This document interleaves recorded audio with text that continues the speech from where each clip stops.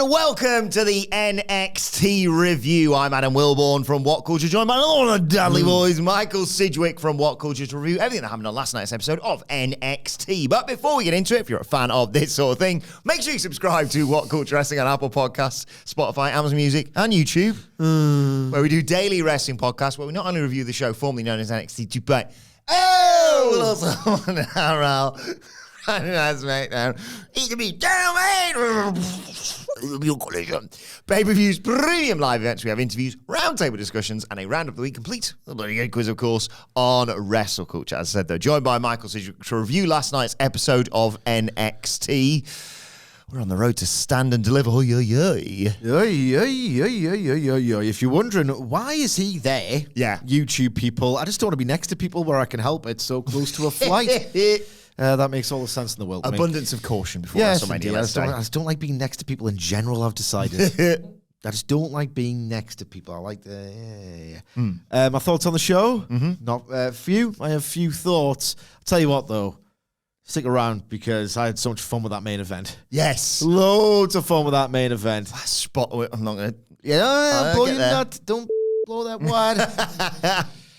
And I have a wad to blow as well for a masterful gambit by the family that we will get to. Oh, it was a masterful gambit, sir. In due course. But we start the show with Dijak versus Sean Spears. I just bloody love Dijak. I talked about on the news this morning how, people are saying, Slow news day. who they're gonna bring up from NXT, and I was like, I love this character reinvention he's had in the developmental brand. So they start fast, they fight to the floor. Sean Spears comes back with a slingshot splash, sends him back inside, but Dijak hits a big running flip dive to the floor. Spears comes back with a swinging neck breaker. Headbutt cuts off the comeback. Dijak goes up, gets caught with a released German superplex. They head outside, and Joe Gacey sneakily appears to grab Sean Spears' chair that he obviously brought to the ring as part of his entrance. We go through a break. When we come back, big high spot. Dijak jumps off the top rope with a flying clothesline. Some nice trading in near falls. Fight forever chance early on. Dijak tries for a flying elbow drop, but there's no one there when he comes off the top. Sean Spears goes to grab the chair, but where is it? Gacey's stolen it. I might have already mentioned that. So Spears tries for a flying axe handle, gets caught in that sit-out choke bomb. The high justice from Dijak. Kicks out, just 2.99 kick out. So Dijak hits a big kick. Feast your eyes. 1, 2, 3. Post-match, Joe Gacey plays guitar on the chair on the announce table. You loved it? It was great. You absolutely loved this. You know what? I liked it. Yeah. I thought it was good. Sean Spears, look, we've been over before. I just kind of deal with the character, the drama of it. But the guy, if he can do nothing else, he can craft a match. Yeah. And this match was, in fact, so well crafted. Not blow away. Don't go out your way to see it if you haven't watched it. But in the moment, on the night, or in the morning, bleary-eyed, you think, God damn it. That guy can put something together, like a carpenter. These two young talents. He's not building anything really exciting, but he can build it. These two young talents in NXT developing, And combined age of a boot what? Well, look. It's time to play the game! Time to play the game!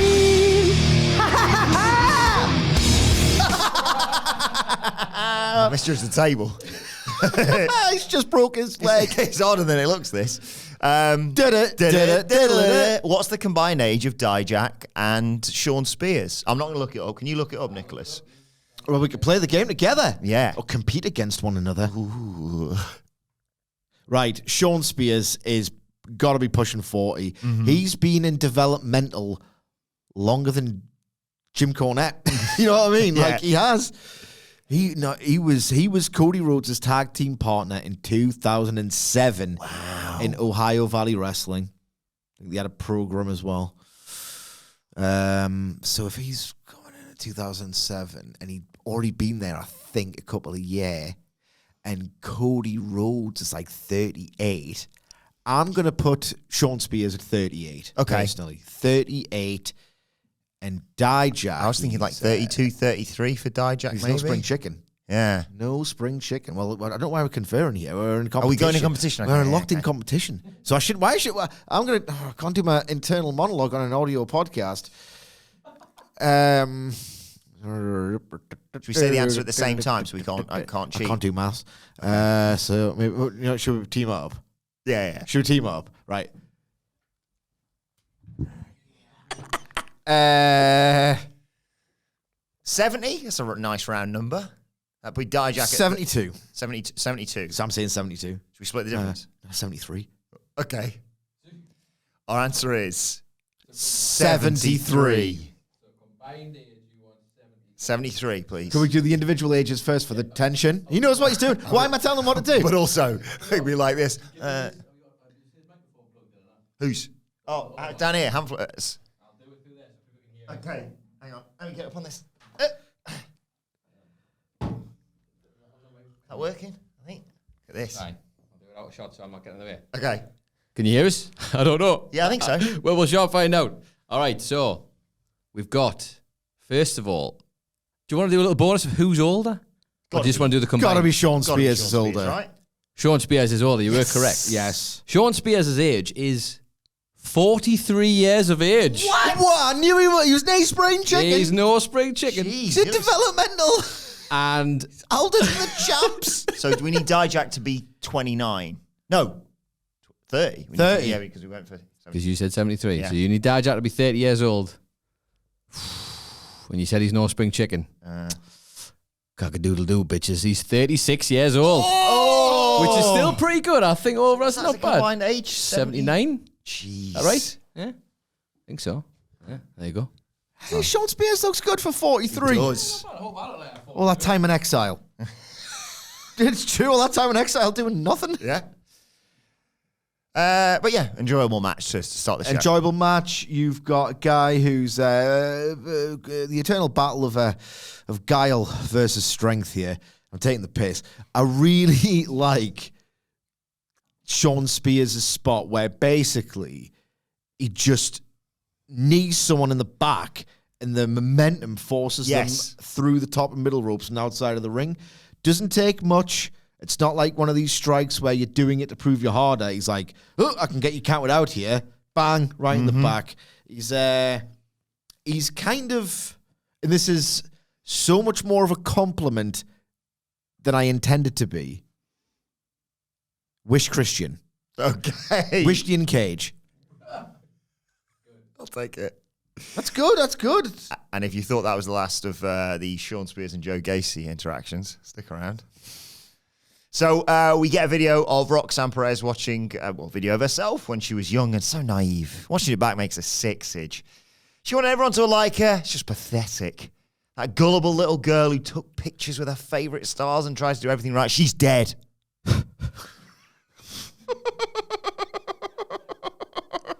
The hero's got her nothing. She's her own hero now. She was seen as the next woman to carry the torch. She put the brand before her own life, and where did it get her? Discarded and without her title. Now she's looking out for herself, and it feels so good. Her proof is in the results. She's in the title match, a stand and deliver. Break the rules, do it her own way. She doesn't like or dislike Lyra Valkyria. She's just the woman carrying the title. Barely. And at stand and deliver, she'll be the one holding the title, and it'll be back where it belongs. Bad. This is bad.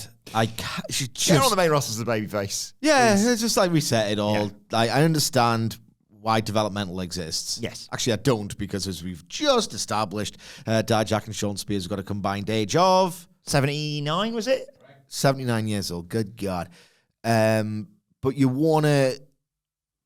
why does developmental exist? Why?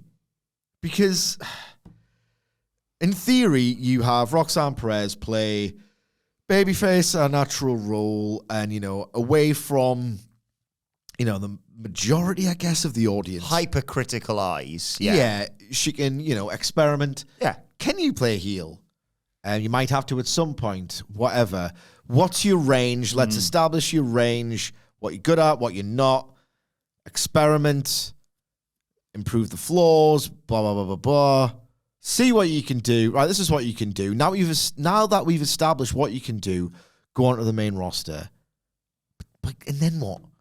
Like, even in, you know, when you had, quite frankly, better talent, it was still like, well, I've seen you for 3 years. Or like a lot of people have seen them for like 3 years or whatever.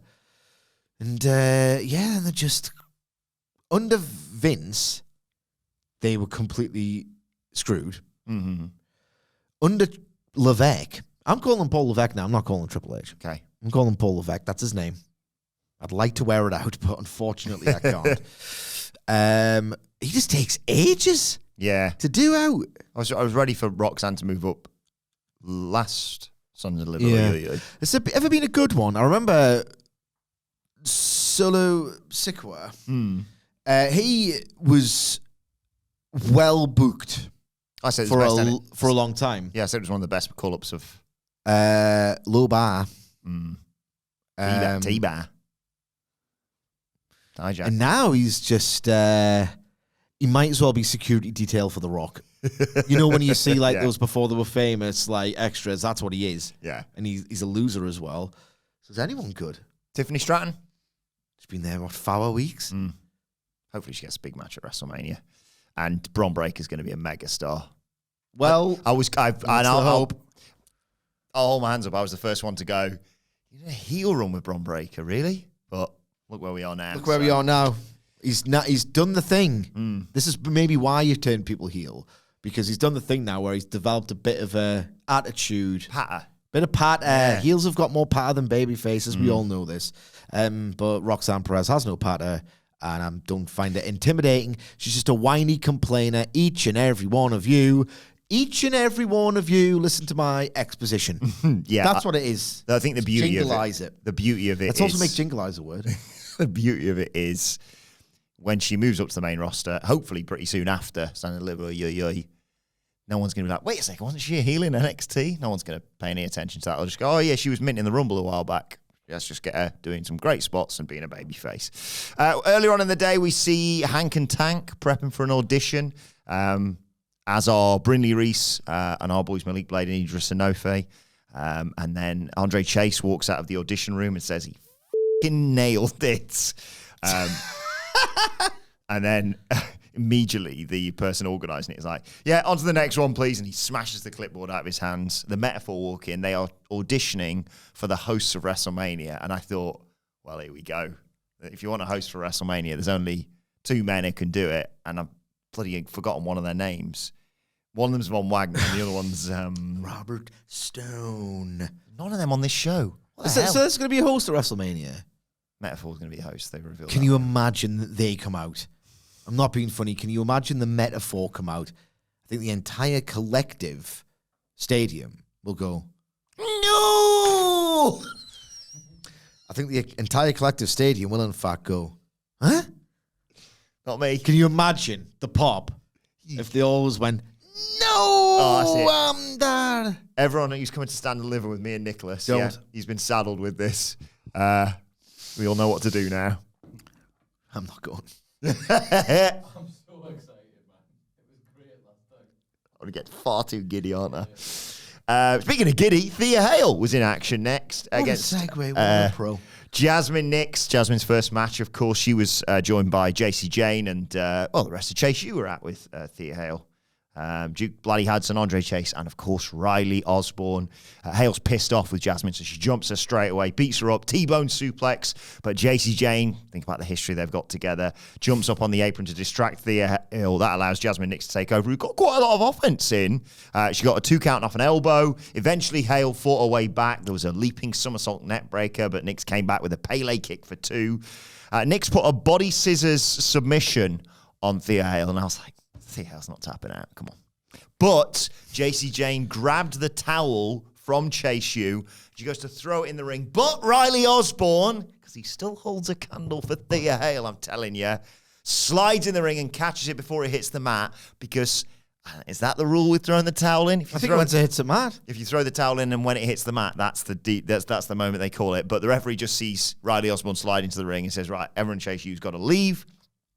but not Gacey Jane, who caused all of this. Anyway, Gacey gets up on the apron. Hale screams in her face about their once being friends, and I'm there going, turn around, you're in a match, Thea.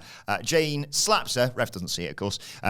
Jasmine Nix go for a roll-up, but Thea Hale counters, schoolgirls her, and then eventually locks in the Kimura and taps out Jasmine Nix. Immediately afterwards, though, Gacey Jane jumps Thea Hale. They put the boots to her. Kiana James and Izzy Dame run down to join in. Who's going to make the save? But Kalani Jordan and Fallon Henley, they even the odds. They clear out the ring. And appears we're getting a 6-woman tag match somewhere, either next week or potentially even at Stand and Deliver or Yo-Yo. Although actually maybe not, because we've got 5 matches already on that card. Yeah, it's the usual way they do it. Yep. That's the way they do it. Mechanically, in terms of the NXT jumping punches or the Miss by Miles kicks, mechanically this was tighter than I expected, given the shared level of experience, but oh my God. Thea Hale's selling when she was trapped in that submission was off-putting. Okay. Fair. What are your thoughts on her selling? I was more intrigued by the relationship with her and Riley Osborne, as I always am. Yeah. And I was just, most importantly, I was like, the old Thea Hale's back, bitch. She ain't going to tap out. And she got the Kimura. Yeah. I tell you what, it's one of those where the generous take would be, well, she's projecting to the back row. That's fair. A euphemism for it's very OTT. It's what 80 people in there? How many people are in there? I don't know. Do you count the shadows on the screens that sometimes friend of people? Yeah. But I did notice that if we do get that as a 6-woman match, so you're telling me we've got Gacey Jane, Kiana James, Izzy Dame, of course, on one side. You've got Thea Hale, you've got Kalani Jordan, and you've got Fallon Henley. So you could potentially also at ringside have Brooks Jensen and Riley Osborne. Snap. And that, got me hooked. I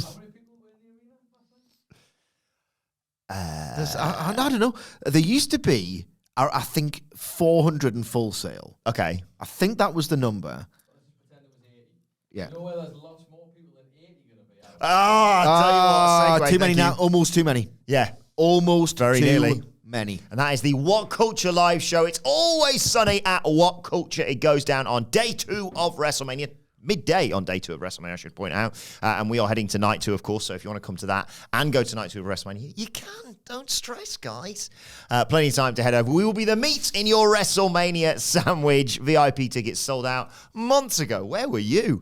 But if you want to join us, general admission are still available, but they are very severely limited. Whatculture.com/tickets. About as limited as Lexus King.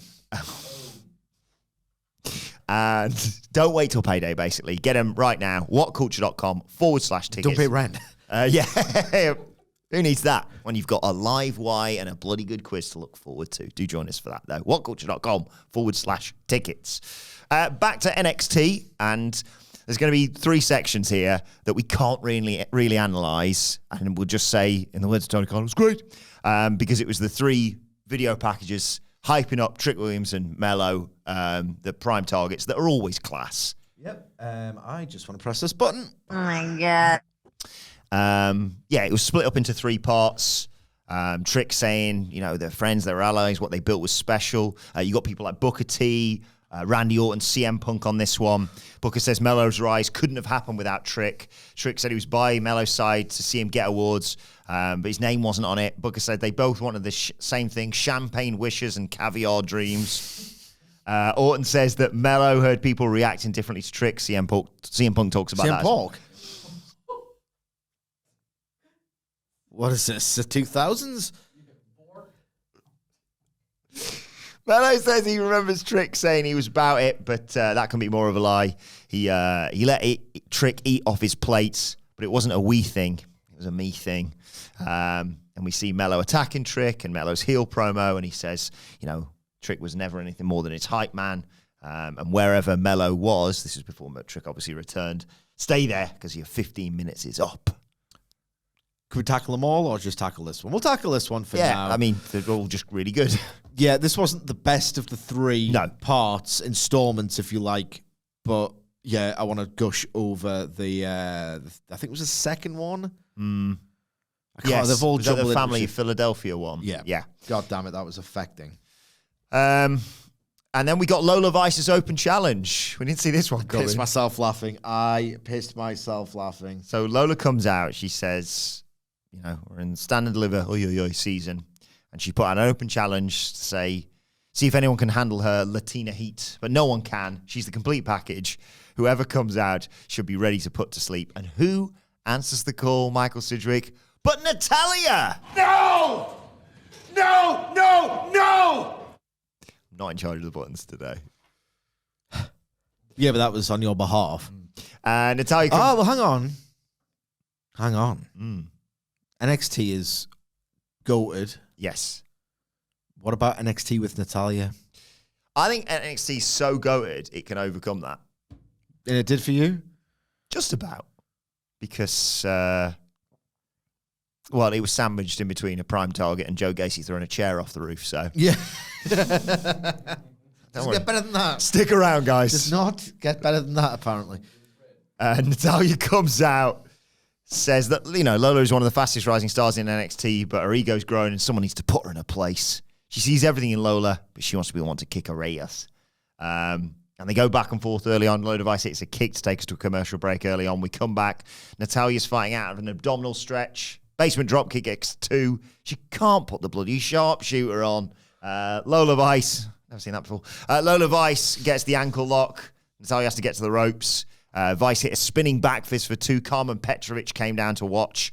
Natalya hit that discus lariat, but again, she can't put the bloody sharpshooter on. So eventually she just rolls her up and gets the 1, 2, 3. Aye, a bit rough going early. And they found their rhythm, and then it ended. That's pretty much the match. Look, I'll say one thing about Natalya. Right. Maybe she should be stationed in NXT permanently. Mm-hmm. What do you think? What are your thoughts on that, Wilbourn? I can see where you're coming from. I can see where you're coming from. She is a non-entity on Raw. Almost embarrassingly not over in those tags with... Was it Tegan Knox she was tagging with? Johnny, as you were saying that... How do you be around that long and not pick up how to get a reaction? I can't... But as you were saying that, I was like, I genuinely can't remember. I mean, it was only a mere matter of months ago. Yeah. Too many M's, I'm sorry. Remember our rallying cries. Like, come on, give me something. Yes, please. There should exist here ambient noise, and I'm not even getting that. How is this possible? There's about 12,000 people here. However, Natalya is really quite good at giving people who have little right a pretty damn good match. Oh, yeah. Oh, yeah. Like a very raw but talented Charlotte Flair. There's only three. It is Natalya. Lacey Evans looked all right opposite Natalya. Good match with Rhea Ripley, yeah. But Rhea Ripley's Rhea Ripley. Yeah, and I'm just trying to remember. Yeah, good the matches. 4 good Natalya matches. And there was one on NXT last year. Was it Roxanne Perez? She had a really good match. I think you might be right there, yeah. So maybe NXT's the way for her. As I mentioned, though, this was immediately followed by Sean Spears leaving and being asked about his loss. He said it's disappointing because of Joe Gacey wasn't even on his radar. If you watched last week, he should have been. Yeah. He popped out and went, or is it? Or whatever. Joe Gacey stood on the roof. He's back to his old tricks again, throwing stuff off the NXT roof. This time it's the chair that he stole. He said, I forgot to give it back to you, and just hoid it off the roof. And then Femi showed up and stood on it. Class this, isn't it? No. I don't know why. Sean Spears talks about losing. Joe Gacey throws chair off roof. Femi shows up and stands on it.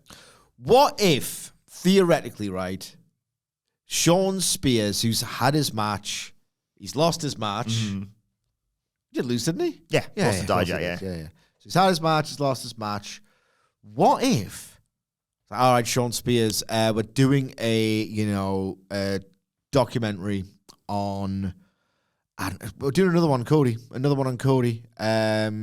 you've got a history with Cody. You know, you've teamed with him developmental. Can you talk about his early years? So you could go to the studio, just do like a good 30-minute or whatever interview. You know how it goes. I've been around here long enough. We'll splice the best bits and put it into the documentary. Right? Okay, I'll do that. Oh God, I'm quite hungry. Right, just get what is it in America? DoorDash. Yeah. Or whatever it is. It's like, right, okay, order some food. Scran that food. Really hungry. Right, okay. Well, time to pack the old bags. Time to go home. And then what if like one of his mates goes, oh, do you fancy a few beers?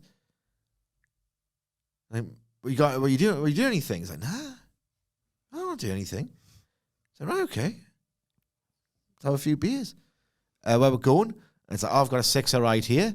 It's like, all right. Well, here's an idea. Why don't we study some tape and have some throw some sixes down in the same building?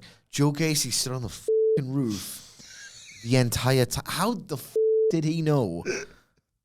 But then again, he's crazy. Yeah. So maybe you just enjoy. Yeah. Look at me on a roof at night. And when he threw his phone off it, he's got history with this sort of thing. Do you know what I'm thinking they're going to do? Not a last man. I don't give this a second thought, but carry on. I'm thinking he's pretty crazy. I love him. What about like a musical chairs match, right? Whilst the music's playing, you have to be wrestling. When the music stops, you have to go and sit on a chair. If you don't do that within 10 seconds, same rules as the last man standing match. You've lost the match. Sorry. What was next on the show? Sage, what's one of your favourite things in life? Ooh, family. Incorrect. Nothing beats the crest of a wave. That's the words of Sol Ruca. But sometimes, when you're surfing, Sige, it can all come crashing down with unbelievable force. A bit like your wrestling career when Blair Davenport takes out your ACL. Put her on the shelf for 9 months, says Sol, putting a pause on her career. Rehab sucked. She's back now. She's pissed off. And next week she's going to have a match with Blair Davenport. And it's more than just a match. It's for every day, all the pain she's endured on the rehab table. Blair may have torn her ACL, but next week she's going to snatch her soul. Yeah, like it all leads up to this wordplay soundbite. Every WWE promo ever, and it's too much of an AEW as well, all leads up to this wordplay soundbite, and I cannot stand it. And what I did take some Schadenfreude out of this, though, like, they'll never, ever learn the lesson right. They come up with these gimmicks, because you can't just be a professional wrestler. You can't do that. No. So they come up with these gimmicks, and they are outlandish, and they are stupid, and your words, they are... class. Yeah. But they are outlandish and stupid. And eventually, through the process of professional wrestling, the writers / booker realize, oh, hang on. I have to talk about fighting and stuff. All right. So then you realize, all right, well, she's got injured. This is, even if it was a storyline injury, this was a real one. But, like the fights have to happen, injuries, all the rest of it. Eventually they have to realize, should a surfer be doing this? Should like a beach bunny be doing this? And then you have to write preposterous lines like, don't be fooled by the fun-loving beach girl facade. I will actually hurt you. And it's like, well, why do you have the facade then if your job is to, like, exact revenge? It's so dumb. The show's absolutely rubbish. Well, Davenport responded immediately after that. So you're going to eat your words now, Sige. Says, Sol is unlikable and reminds her of sand. Annoying, disgusting, and you can't get rid of her. Was that an allusion I was going to say... Karen, was that an allusion to the Star Wars thing? I hate sand, it's rough. It gets everywhere. Of course. It gets everywhere. And then you got some losers saying, I don't understand the subtext of his upbringing. And I get it. I understand it. I just think it's bad. If this was a reference to that, fair play. It's a pretty old meme. Well, it's actually very up to date for WWE. Because when did... Oh, yeah, it's time to play the game! Time to play the game!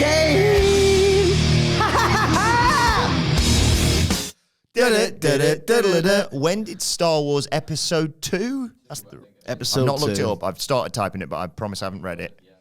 When did it come out? Not yet.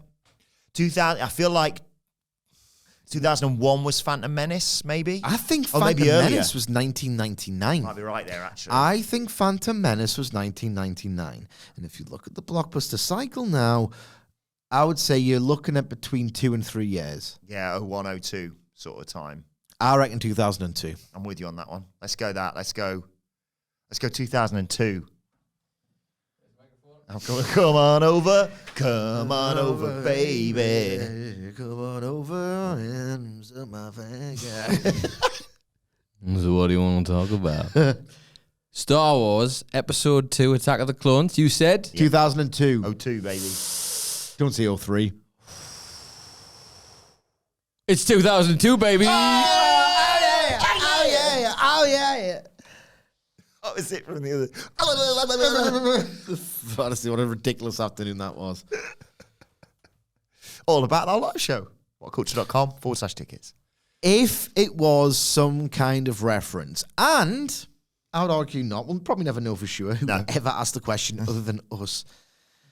It wasn't framed in a sort of like tongue-in-cheek, nudge, nudge, wink, wink way. It wasn't delivered like a parody, was it?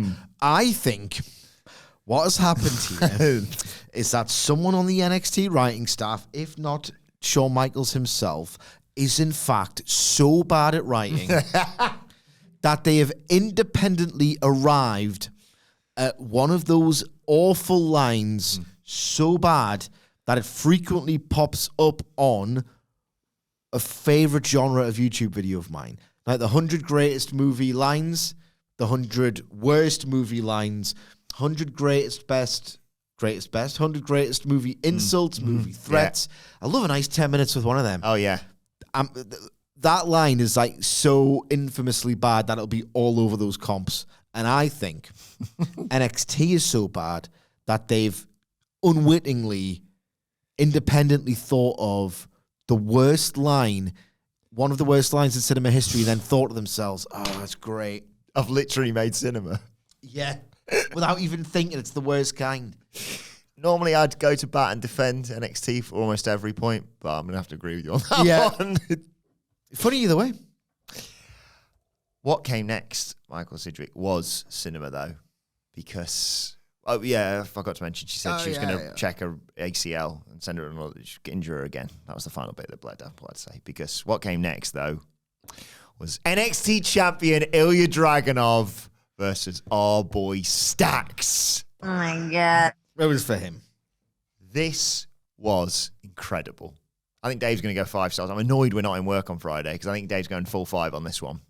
Well, it's not full anymore, is it? Well, yeah. Actually, he probably isn't now because he's probably got his nose put out of joint by Kenny Omega. So he would have given this 5 right up until Kenny Omega said that thing on Twitch or whatever. So it was Stax versus Dragunov. But the Dan, Tony D, and Luca Crucifino. Who? Luca Crucifino. Thanks. They're watching backstage because they're not going to cut all the corners. But the Riz does come out with Stax. And I don't know what it's going to be like when I finally get to watch like Eric play his first football game and stuff like that. But I was like a proud father watching Stax. I know I've seen him wrestle before, but it's a big pressure situation, this. And I thought he was brilliant.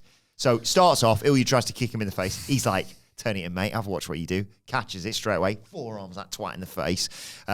He's the champion. He's great, obviously, Ilja Dragunov. Stax goes for a suplex. Ilja counters with a wrist lock. Beats him up a bit. Waist lock. Sends Stax into the ropes with Stax. Grabs onto the top rope. Shoots Ilja off for him. And then hits like an Okada-esque drop kick, basically, to Ilja Dragunov's face. Ilja battles back. Eats a forearm, but it's an enziguri. But Stax ducks and hits a European uppercut off the ropes. Oh, my Uppercut. God. I'm getting excited because I know what's coming. Stax is up top. Ilja pulls him off into a thrown power bomb. Ilja goes for the H-bomb. Stax with a kick stops it. And then, and this is the game here, guys. He stamps on Dragunov's fingers. He breaks them. He breaks the fingers. Right, this is what it looks like to those watching on YouTube. To those listening, try and think of, I don't know, what did it look like? I don't know. That's what it sounded like. Yeah. My fucking fingers. It was awesome, this. And I thought, that was it. That was the final bit of worry went from my mind about Tony D winning the world title. I was like, that's it. How are you going to do any wrestling moves? You got broken fingers. Well, he managed it for the rest of this match. Yeah, the adrenaline. From which he emerged victorious. The adrenaline was pumping, and maybe Stacks just let him to get the old, make him think, oh yeah, I can win with broken fingers. Oh, so there's layers on top of layers. It's actually something called 4D chess. Yeah. Where he gives him a physical injury at the same time as a false sense of security. Exactly. Come on. Ilja hit a Spending too headbutt. much time with this. Ilja hit a headbutt. Stacks came back brilliantly with a tornado DDT for 2. He targets the injured hand, of course. He punches it, pulls him up to his knees. Knee drop on the hand. He's buggered at this point. He still manages to hit a back elbow and a punch to the head. Still managed to win. Leaping knee, enziguri to Stacks. Stacks gets shoved into the ropes, into a German suplex. Powerbomb by Dragunov.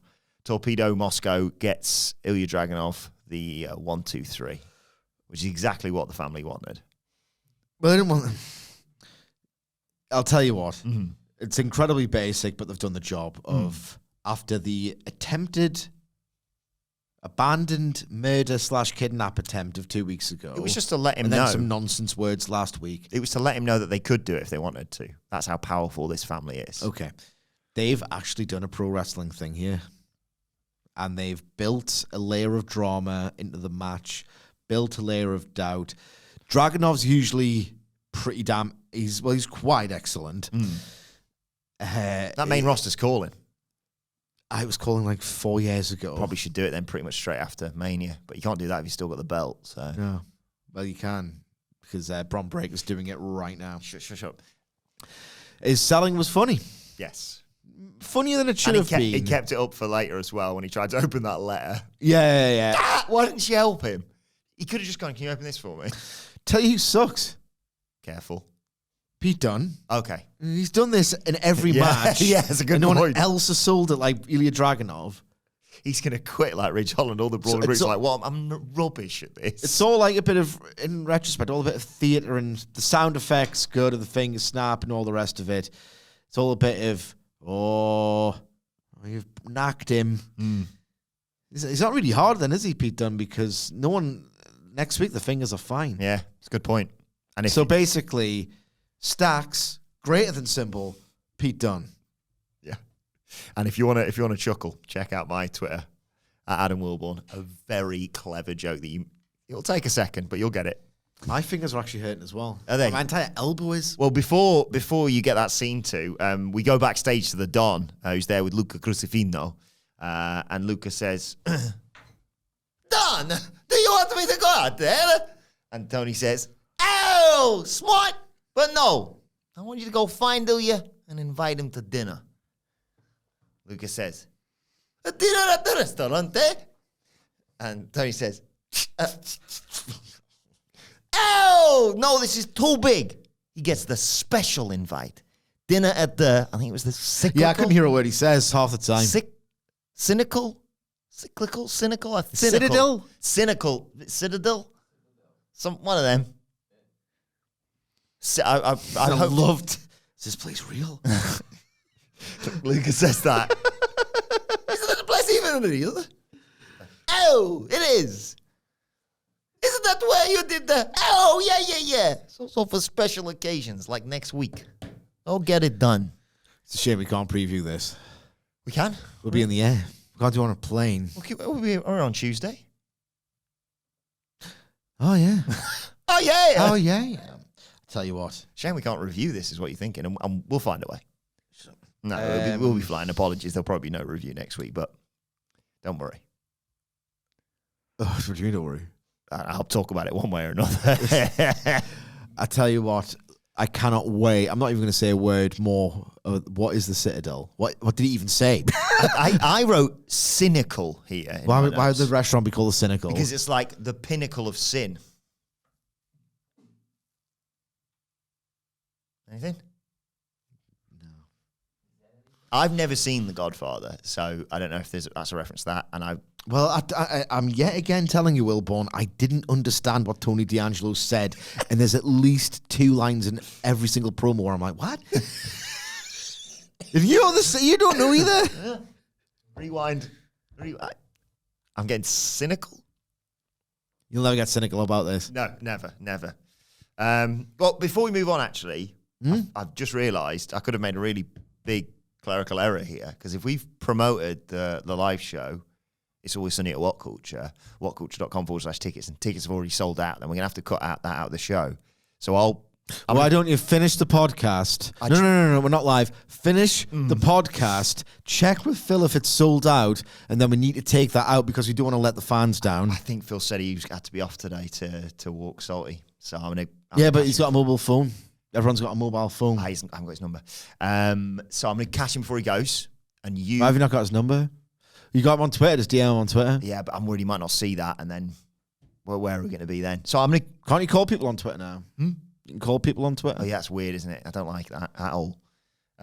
Anyway, I'll go and check. And you tell me how you think Tony D wins the title at Stand and Deliver. Oh, yeah. Okay, Nicholas, if you will. I don't think he's going to win the title. I think he's going to persevere through the pain, which, in fact, Ilja Dragunov loves, en route to victory. And then I think Stax is going to make a power play for the family, and that's Tony D's direction. He's not a champion, not by any measure. And I think Trick Williams versus Ilja Dragunov is the direction for the summer, I would say. Everybody, huh? Well, Wilbourn's had to go downstairs. The tickets for the live show. I'm hoping to make it, but, see how I feel after the celebration of Tony D winning the title, huh? Indeed. And Hamford's still feeling a little bit sniffly. Okay, well, soon, little Hammy. You watch the show last night, Sitch? Well, I'm here to review it, so yes, I did. But see, I broke that twat's fingers, huh? Thought you did a hell of a job, Stax. I think that was one of your... Worked him over. You know what, Stax? I've been a little bit critical of you in ring. Okay. But my harsh critic, you know, I expect the best from you, Stax, man. I don't think anyone's taken it to Dragunov like that for a long time. Thank you very much. I'm very proud of my work. You know what? Tony D told me the plan we had, and then I didn't get the chance to ask him, so I'm going to have to ask you. Sitch, what's the deal with fingers, huh? Well, you broke some last night. What do you think you were breaking? Hey, just like the bits of the end of his hand or some goddamn bullshit. I don't know. Well, they're called fingers. Ah! These things are called fingers. Your little finger, they're your thumbs. Huh? Thumbs. These are different things, huh? Well, can you call them fingers? Because you got 10 fingers. You know what I mean? Yeah. Thumb, big, index, little... Wedding, I don't know. Basically, it's surprising that you're not familiar with fingers and opposable thumbs, Stax, because they are what separates you from the animals. They are what gives you the ability to build and use tools, and basically, without them, you'd pretty much have a pretty difficult life, to be quite honest. And the big boss, not Tony D, not even Ava. She ain't got a surname. She's Rock's daughter, and she's a general manager. I'm talking about big boss. God. No. Just the man who loves him. Indeed, yes. Shawn Michaels. He's always telling us to stare at our hands, and now I know what the top of the bit of the hand's called now. Right, okay. So what were you doing like that? I was looking at, what's this called? This bit, the palm. You're more than familiar with the palm, aren't you? I know a little bit about what that guy can do. Anyway, before I get to the jokes, got a little story to tell you. Got a couple of stories, in fact, to tell you, because I like this topic, let's just say, okay? Picture this, Sidge. As I slip my finger slowly inside a hole, I could immediately feel it getting wetter and wetter. And I slid my finger back out, and within seconds, she was going down on me. And I thought to myself, I really need to get a new goddamn boat, huh? Huh? What? A hole in the boat. And I put my finger in it. Soft. Before I was some filth. Before I was an underboss, I had a different job. Another story. Another anecdote. Another anecdote. Yeah, indeed. Before I was an underboss and I was in the family, I actually worked as a waiter. but I got my finger stuck in the dishwasher, and the boss fight us both. 3 jokes, 3 questions, and a little story afterwards to tell you as well, Sid. 3 stories, 3 jokes. Question joke number 1, Sidgy. Question joke number 1, Sidgy. What has 5 fingers but isn't your hand? What has 5 fingers but isn't your hand? This is the Cadbury's fingers, the chocolate. Yep. So what has 5 fingers but isn't your hand? Your fist. Good. All right. Really proud of these jokes today. What has 5 fingers but isn't your hand? My hand. These jokes are terrible. Question joke number 2, At Sidgy. least I can tell James that one. Yeah. Children that I one. can tell her this one as well. How do you make a girl scream using only 1 finger, huh? I don't know if I wanted to answer this one, Stacks. What it'll just reveal about my mind. Always good jokes for the kids, these. But I try and get into your mind. Set up again. How do you make a girl scream using only 1 finger? Like, I don't want to endorse violence here, but you could like poke her in the eye or something. Ah, wait a second, the goddamn button for this. Bingo! Poke her in the goddamn eye. Question joke number 3. Are you proud of this? Question joke number 3. Who writes these? Nicholas liked this one, I know. Who writes these? It just come off on top of my noggin. I was trying to do a normal Donald. Carry on. Question joke number 3. Which artist has a brown finger?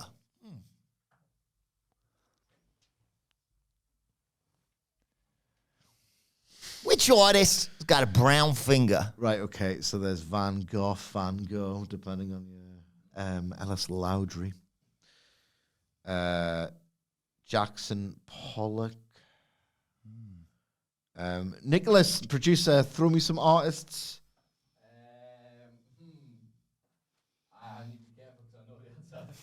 Right, okay, don't. I ran the joke past him, so he's clear with the senses. Okay. Wouldn't want to get us in trouble. So it's Lowdry, Van Gogh. I'm really uncultured. I'm swine. I don't know. I can't make a pun out of all of the artists' names that I know. Which artist has got a brown finger? Picasso.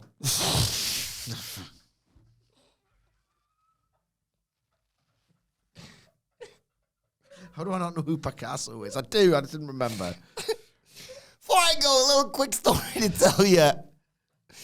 Picture this scene. Let little Johnny. Let's call him little Johnny. Okay, little Johnny. He's in school. This poor guy. He hurt his finger. Huh? And he shouts out, "Ah! I hurt my finger. I need some Strongbow." Teacher's like, "Huh? Johnny? You hurt your finger? Why'd you need some Strongbow?" Little Johnny replies, "Because my big sister always says, every time she gets a prick in her hand, she sticks it inside her. See you later."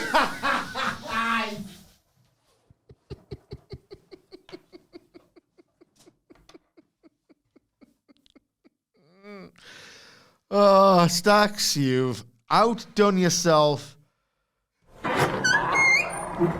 Goodbye, Stacks. Oh, Just missed him. just missed him. Tickets are just still available. whatculture.com/tickets. Just caught him. He was heading out the door. Lucky that. Right, where are we up to? Part 2. Prime Target. Brilliant video package. Oh, my this. God. Trick Williams returns to Philly to see his Uncle James, who he calls Sweet Baby James. He talks about living in Philadelphia, talks about his family. Some great footage with all this. He says they're going to be at Stand and Deliver. His real family, not Carmelo Hayes, who he thought he was family. He calls Philly, of course, this special city, the city of brotherly love. He thought Melo was his brother. And there's Booker T saying, Trick knows it's about getting back up in the fight. Punk talks says when you get stabbed in the back, the brother's knife hits the deepest. Booker says Trick is going to come back stronger, faster, and better. And Punk says when something monstrous is done to you, you risk becoming a monster. Melo should be worried. You see Williams just training harder than ever. This is the biggest match of his career. And he says, Melo, I'm coming for you. 2 broad takeaways from this magnificent video package that I barely tried to analyze. I just watched it. Trick Williams, give him the goddamn belt. All of them. Now beat everybody because he's just the best guy. He has this quality. You never know. You can never tell with a professional wrestler. I don't know if you were on X yesterday, but everyone's sticking up for their favorite wrestler and saying they're better than the wrestler that they hate that you like. There's a degree of separation between every professional wrestler and an asshole. Oh, he's friends with him. Or, he's friends with him who is very close friends with him who groomed them. And you cannot get away from any of it. So be careful. I'm being serious. Yeah. You cannot think of these people as nice. You just have no idea.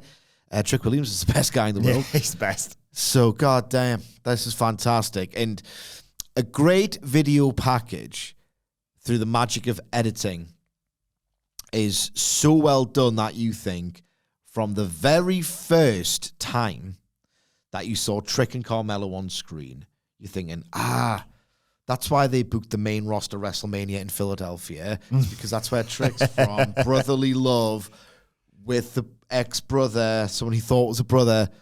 They make it feel like it's genuinely some adaptation. You know what I mean? Just awesome. They've just found every little bit of inspiration, wrung it from this story, and just made it feel like this real thing that can only be finished in this place. Yeah, you know how sometimes they say as a put down of this person thinks he's the main character. Trick Williams is the main character. He is, Right, we see the Wolf Dogs preparing for their match. Corbin walks up to Bron and says how tanned he is. And Bron says, yeah, you should try it. And Corbin's like, tanning beds aren't the actual sun. But Bron fires back. He's got some tanning spray, which is literally called the sun. Anyone else wouldn't allow it, these two. No, you would allow it all the time. Anyway, every day and twice on Sunday. Anyway, done twice on Tuesday. The OC come in. They want their match at Stand and Deliver, standard tag match, and they're going to take the titles from them.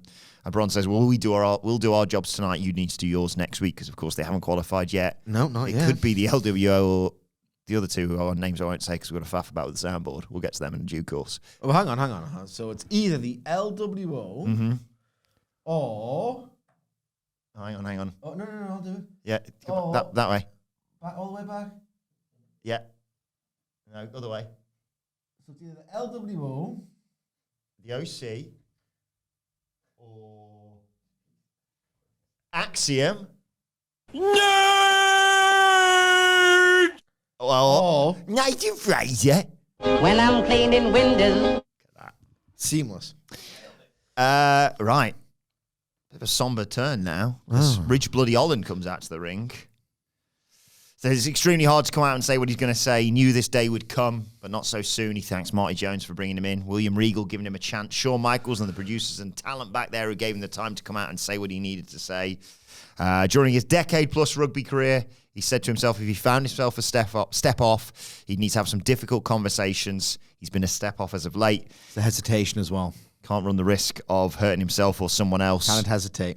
There's always been a perception around him. He's heard the whispers, the comments, the DMs, all the messages. And true or not, you haven't seen the effect it's had on the man behind Ridge Bloody Holland. He's tired of taking his work home with him, refuses to let the job take away from the most important things in life, being a good dad and husband, which is spot on. Over the past few days, he's had a few difficult conversations with those who love him and with himself, 6 inches from the mirror. He says rugby and wrestling require physical and mental endurance that he's been lacking. He's made the decision that's best for his family and for himself. With all that being said, he's announcing that he's stepping away from the ring indefinitely, as hard and gut-wrenching as it is. He considers himself blessed and lucky to have had the chance to step into the company, let alone perform in front of millions of people around the world. He thanks NXT for allowing him to come back here and take one last shot at redemption. He's sorry it didn't work out. He'll appreciate us more than we'll ever know. Cheers. And he puts the mic down and this thank you, Ridge chants. Was I alone in thinking he was going to get interrupted here? I didn't think that. I was going to say something else. Was I alone in thinking this was really quite good? Yeah. I thought his delivery was genuinely, it verged on exceptional for me. I don't know if it's the low bar. My expectations were like in hell. He came across, I don't know what he's done here. The Von Wagner, Ridge Holland of all people, how do I care about him? How do I earnestly care about this bloke? It started last week, didn't it, for you, where he's like, I'm going to have to do what everyone's saying I bloody should do. Yeah, it's like, I've been nasty about you, but now I feel bad. Yeah.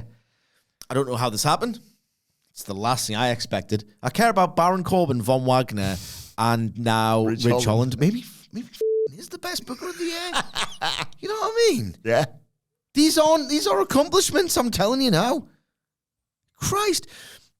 What he's probably done, which is why this sort of dripped with such sincerity and like, oh Christ, I felt really bad for him. Maybe he's, quite frankly, harnessed the darkest day of his life when he's potentially ended the career of one of the most beloved people within pro wrestling and probably took a lot of horrible, disproportionate stuff on social media. You can make the argument that Ridge Holland was not remotely TV ready as a professional wrestler. And that's happened. These sort of things can, if you're not prepared for what is an incredibly dangerous skill, craft. He's probably summoned. Obviously, you'd like to think that, Big E's been exceptional throughout all of this. He's been as magnanimous as you would have ever expected him to be. Really showed what a classy individual he is. Maybe you'd hope that Ridge Holland has realized, like that would probably never leave you, like in your life, if you've done that something like that to someone. Like not intentional, of course. He's probably either lived with this every day since, or he's hopefully managed to get over it to an extent, not that you ever could completely, and is drawn upon how he's felt in the days after that and just gone in there and nailed a pro wrestling promo. As frivolous as this program is, almost all of the time, this felt like, oh, Christ, I really bought it. Obviously, it's storyline. I didn't think for a second. I didn't get the Mark Henry effect, but I got a different, arguably more important effect of, Jesus Christ, I feel really, really bad. And it just brought into focus, there was probably more than one person who's really suffered after that incident. And look, it's a dangerous one to fictionalize, especially when you've got, put over his in-ring earlier, like a character as daft as Sean Spears is the one responsible for setting this all in motion. Yeah. Which is like, it's not good, but I felt something for Ridge Holland here, and I thought he knocked it out of the park. Knocked it between the sticks. Now I've trivialized it. Yeah. I was just trying to remember that he wasn't a baseball player; he's a rugby player, and then I've ruined it. Yeah. Lara upright. I'm sorry. Lara Valkyria has a vignette now talking about an upcoming match with Roxanne Perez for the world title. There's two paths you can walk in any story, right and wrong. Her road led her to the NXT title. Changes everything. Everything changes, sorry, when you make it to the top. When you beat Becky Lynch for the title, the little girl in you has no idea what's on the other side. There's a forcing you when they win the title. Drives her to do what's right in NXT. She and Roxy hit a crossroads, and Roxy took the easy way out. They both know the truth. Roxanne Perez was beaten for the title when she couldn't climb the ladder last year. She understands Roxy's emotions. But the title deserves better than her. She'd like to think they'd be friends in another life, but Roxy let the title break her. Her time's passed, and at Stand and Deliver, Lara Valkyria is going to do everything to retain the title and keep Roxy from it. Generic. Okay. Then it was time for Josh Briggs versus Duke Bloody Hudson. With Dijak kicking ass on commentary. I needed him on commentary because I thought this match was a bit it wasn't dynamic, was it? Well, it was weird because you and I both said, well, you don't say, Duke Bloody Hudson, if you win that match next week, you're in the North American title picture. And then he just loses. Yeah, no, it happened twice. Yeah. So Briggs powers him into the corner to start, but he runs straight into a Uranagi, and a nice running Hurricane Rana from Duke Hudson puts Briggs down. Side slam, gets a 2 count. Hudson sends him outside. He gets sent into the steps as we take a break. When we come back, Hudson gets a huge superplex from Josh Briggs. He's targeting Hudson's back as he's done with the steps thing and with the superplex. He's selling it throughout the match. Duke comes back, punches, clotheslines, a big boot off the ropes. The chase huge jabs, the dusty elbow. Senton gets a 2 count. Briggs comes off the ropes into a boss man slam for 2. Hudson tries for like a razor's edge. Briggs blocks it.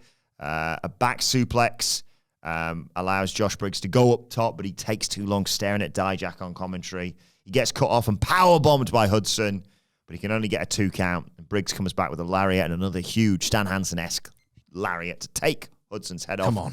1, 2, 3. I mean, come on. Dijak leaves the announce table. Where Climbs did you on the... pull that from? Stan Hansen. I thought, Okada S drop kick.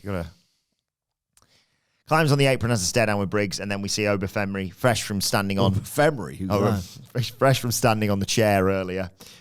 He's in the Eagle's nest. He congratulates them on their wins. 2 worthy opponents trying to climb the mountain, but he is the mountain. No one else can reach the summit, and he announces it's going to be a triple threat match for the North American title. It's going to be fun, that. Yeah, it's going to be a lot of fun. This was... I think I was just ready for the main event. I was just weirded out because I 100% thought Hudson was winning it. They were making like a 4. Kind of a flat match and a flat resolution. Part 3 of Prime Target. I thought you were going to say main event time. I got really excited. Tony D beating Melo. And the security team and Trick's return, etc. Punk's talking about digging 2 graves when it gets personal. Johnny Gargano says he doesn't know if you ever get back what you lose in that kind of match fighting a former friend of yours. Ciampa's there. He talks about potentially... He got his friend back. Ciampa calls it... So what the is he talking about? Ciampa calls it potentially the biggest match in NXT history. Cody's there. He picks Trick to win. Of course he does. Melo says Trix knows nothing about carrying a brand and being responsible for selling tickets, doing media, and most importantly, being him. He brought Trick into the world. He's going to take him out of it. And there's a great montage to close it with the quotes. And this is war. And we're going to face off next week ahead of Standard Delivery. I should have closed with a third one because that was such a really great, like, worked human interest story. Oh, the family with the second one, yeah. Yeah. That was like this one was just more like of a recap of the kind of pro wrestling storytelling that can only feel trivial in comparison to it. So the second, I'll remember the second one. I'm invested massively as a result of the second. Well, not massively, it is WWE. I'm invested as a result of the second one. Third one, some cliched patter from the Talking Heads dragged it down, and it was a glorified recap of the last few weeks. But the second one was, go out of your way to watch that second one. You know what it's time for now? Main event. No, it's the metaphor. They're in the production truck, and Noam says they run this game, and they're going to be hosts of Standard Delivery. Noam Dar says, thanks, Booker, back to you. And the main part of this show for me was the next bit with Ilja Dragunov in the locker room with Kelly Kincaid. He gets congratulated on his win. Says the underboss brought it. And I mean... Folks, where's the lie? Family did their homework. He expected Tony to be there, but he wasn't. Before he can go any further, Luca Crucifino shows up. And Luca says, just what you think you know, Mr. Dragunov, you don't. But I'm actually here to invite you to a pre-Standard Delivery dinner from the Don, Tony D'Angelo. And Ilja says, oh, is that so? I'm quite familiar with the restaurant. Oh, is that so? I'm quite familiar with the restaurant. Ilja, it is not the restaurant. You're going to need this. And he gives him the envelope and leaves. The invitation's got TD written on it. And Kelly just watches him with his broken fingers slowly open it up. And they both look a bit like... So they're not going to a restaurant? Well, they're going to the cynical, the pinnacle of sin. Main event time. Wolf Dogs versus Alpha Academy. This was class. Oh, so much fun. Corbin initially comes in with Akira Tozawa, throws him into the corner, but Tozawa Hurricane Rana's his way out of trouble. Tozawa hits a missile drop kick. Corbin's out of the ring. Otis picks up Tozawa and press slams him onto the Wolf Dogs to take us to a picture-in-picture break. When we come back, Braun tags in, hits Tozawa in the gut, just takes Tozawa's head off with a lariat, grabs him, sends him into the ropes, lifts him up. Corbin's there. So it's like a pop-up world's strongest slam. Oh. Breaker is in now. He hits a suplex cutter, I think. Corbin and Braun actually hit one. They get a cover, but Otis comes in to break it up. He comes in and cleans house. Double backdrop to the champs. He hits the caterpillar for 2 on Corbin. He gets Corbin on his shoulders. Corbin slides off, tags in Braun. Braun gets power slammed. Corbin breaks up the pin, but he eats the Shining Wizard. And then, preemptive, get this button ready for you. They get Braun Breaker up on the shoulders of Otis in the electric chair spot. They're going to do like a doomsday device, or Tozawa, I think, goes for he's going for like a crossbody off the top, isn't he?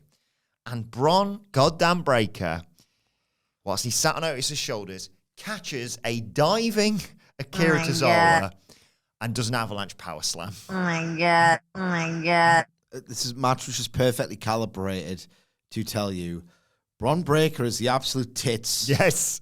Here's why. Braun and Corbin then double team Otis, double powerbomb through the announce desk that just explodes. There's holy chance, of course. Tozawa's isolated. I was like, you're going to die. Yeah, and he did. Corbin, he really did. Blocked a Hurricane Rana, powerbombed him. Breaker came in. The commentary team called a spear before the spear even happened because they were so excited for him to hit it. And he did I'm going to hit the multiple ropes to show off like they did in that. Explosiveness. Yeah. It's the speed. He cuts Tozawa in half, spears him. 1, 2, 3, which means Oh my God. Alpha Academy do not join the tag title match at Stand and Deliver. What's the point then? I don't know. It's weird. I don't care about much. And then at the end, I'll just do this. LWO show up. Gallows and Anderson show up. There's a stare down. There's a big brawl. And there's also the appearance of Axiom. He's there.